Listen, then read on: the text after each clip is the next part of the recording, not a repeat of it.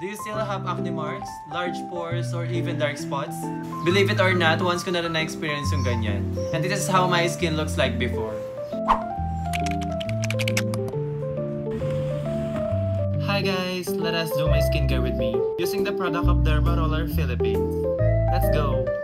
For anything else, maghuhugas lang ako ng mukha.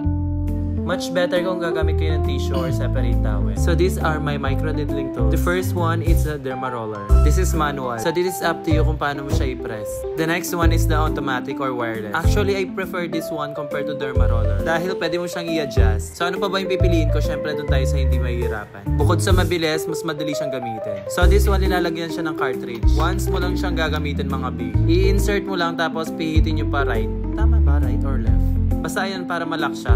At this moment, kinakabahan na ako. Pero alam ko naman yung pain tolerance ko. Bago kayo mag-start, maglagay lang kayo ng vitamin C. Sa other side muna para hindi matuyo. In-adjust ko sa 0.5 since hindi naman ganun kalalim yung mga acne scars ko. Then pwede na kayo mag-start in circular motion. It looks painful pero hindi talaga. Mas masakit pa yung kagat ng langgam. Pero may mga part talaga na masakit lalo na yung mga buto. Ano nga ba benefits sa micro-needling? It actually helps you to produce more collagen, remove wrinkles, skin rejuvenation, and most of all, reduce acne scarring. By the way, this is not reusable. Then apply vitamin C right after matapos sa micro-needling. And this is how my face looks like after 1 hour. Eventually, maaalis din yan. So this is my face after 5 days. Sobrang laki ng difference mga B. So this is how I take care of my skin. So yun lang. Bye-bye!